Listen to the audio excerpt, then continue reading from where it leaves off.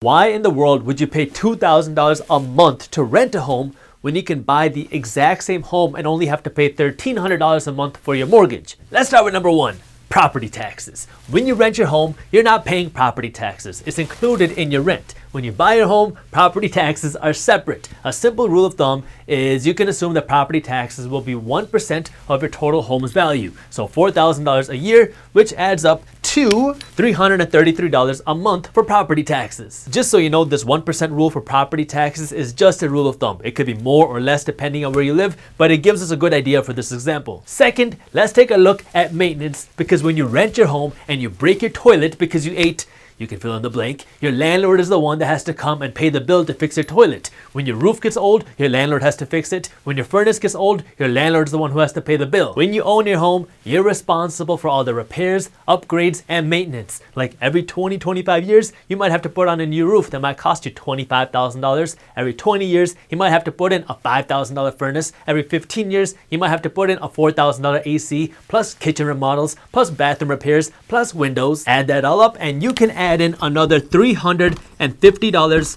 a month for maintenance and repairs, assuming you're not doing major upgrades to the property. Now, this doesn't mean that every single month you're going to have $350 going out to do maintenance on the property, but over the long run, owning the home, you can kind of estimate about $350 a month for a house this size. Third, you have to look at the opportunity cost or the cost of capital, because when you bought this home, you had to put 20% down, which is $80,000 on a $400,000 home. If you don't have $80,000 to buy this home, then you're going to be paying PMI. I'll get to affordability for homes a little bit later in this video, but you put $80,000 down to buy this home, and the $80,000 is money that you could have put into the stock market. It's money you could have invested into a business. It's money you could have used to buy an investment property, but you used it to buy your dream home. So there's an opportunity cost that you have to weigh. Think of it this way. Let's assume you have $1,000 in your pocket, and there are only two things that you can do with this $1,000. You can go to the store and buy a really nice scarf, or you can invest this $1,000, and in 2 years, this $1,000 will be worth $2,000.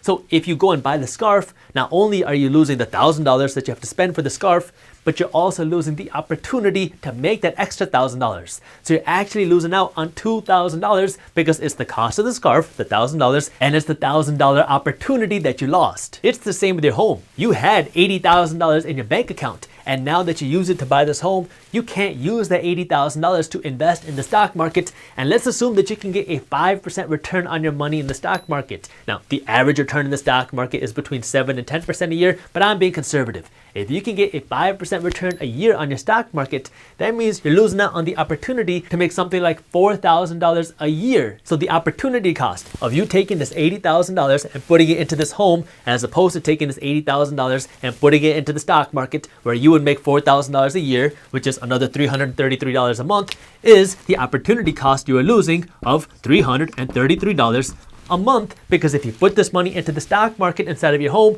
you'd be making an additional $333 a month. At this point, many of you are probably thinking, but Jaspreet, that's not a fair analysis. The value of your home is going to go up too, because your home is an investment and real estate never goes down in value. Now, I get it. I'm a real estate investor. I have purchased properties that have doubled or tripled in value in a very short amount of time. So if your property goes up by 4% a year, then this $333 a month that you're losing in opportunity cost is recovered through appreciation in your home. But it's really hard to calculate that, because you're not buying this home for the sole purpose of making money.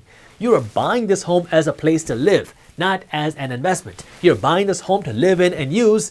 You're not buying it to flip. Can you make money on your home? Yeah, absolutely. But remember, you're not buying this home to get rich. You're buying this home to use it. If you were buying this property just to make money, then it would be better for you to go out and buy an investment property. That way you can get passive income and the appreciation instead of buying a home to live in. You could very well see that 4% appreciation in the home value of your home, but you don't actually realize or get that money until you sell your home and sell the place where you live. Most people are not buying their home thinking, okay, I'm going to move into this home, and as soon as my property value goes up by 20%, I'm going to sell this home and move somewhere else. If you do, then you can just ignore everything I'm saying, but most people don't. Most people are buying their home thinking, I want to live here, that way I can raise my family and settle down and make memories. That way they can live in this home and enjoy it for as long as possible, and then they're going to sell when they absolutely need to sell, or if something comes up. So when it comes time for you to sell, you're at the mercy of the real estate market. You're not selling selling because you think, oh, property values have gone up, let me sell my home and move somewhere else. If home values are up when it comes time for you to sell, then you're golden. If home values are not up, then that appreciation is not there. Remember, if the 2008 recession taught us anything, it's that real estate doesn't always go up in value. Fourth is your personal income taxes, because when you own your home, you actually get a deduction on the interest you pay on your mortgage. So unlike these three, this interest deduction actually makes the cost of home ownership a little bit cheaper,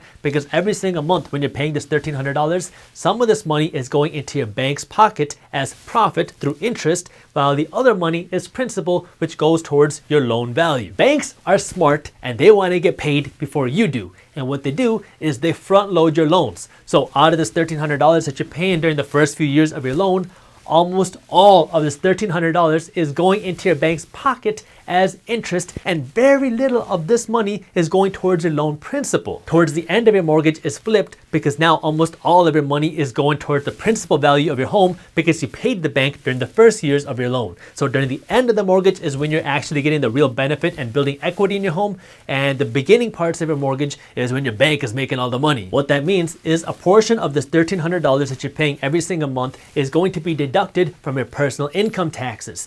Now, the amount of benefit that you have from this income tax deduction is going to depend on your tax bracket. The higher your tax bracket, the more valuable your deduction is. In other words, the more money you make, the more valuable this deduction is, and you're going to get a bigger deduction in the first half of your loan than you're going to see in the second half of your loan. So to keep things simple, let's assume that this interest deduction lets you keep an additional $200 a month in your pocket. So based off of these numbers, if we add this up, it looks like the total cost for you to own your home is actually closer to $2,116 a month. So based off of these numbers and compared to this rent payment, which can vary based on your area, it looks like based off of these numbers, it is cheaper to own this home based off of these numbers compared to this rent.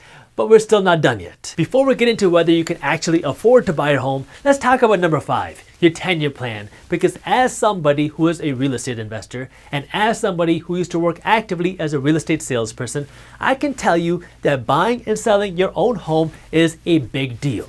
This isn't something that you're just gonna do in your free time when you feel like it. When we're talking about buying or selling your dream home for your family, it is always on your mind. You're always looking at home prices. You're always thinking about mortgages. You're always thinking about how you're gonna move your property. Owning your home takes work. It's time intensive and it locks you down. It's not something you can just leave with a snap of a finger. If you plan on living in this home for 10 years, then it's no big deal. But if you're not sure if you're committed to the area where you're buying, or if you're not sure if you're even going to be there in 6 months or a year, is it really worth all that headache to buy a home when you might be moving out in just a few months and you have to sell this property again?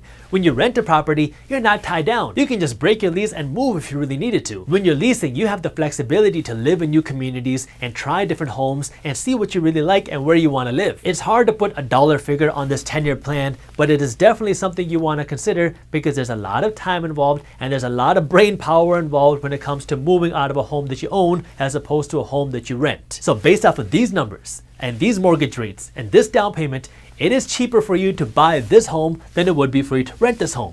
But if the going rental rate for this same property was $2,000 a month as opposed to $2,500 a month, then it would be cheaper for you to rent this home than buy the home. If you enjoyed this clip and you want to continue your financial education journey, I have another video that I think you'll love. All you got to do is click that button right over there. And for those of you who want to stay up to date on the top finance and business news, you can join Market Briefs, my free financial newsletter, by clicking that button below. Thank you for watching, and I'll see you in the next one.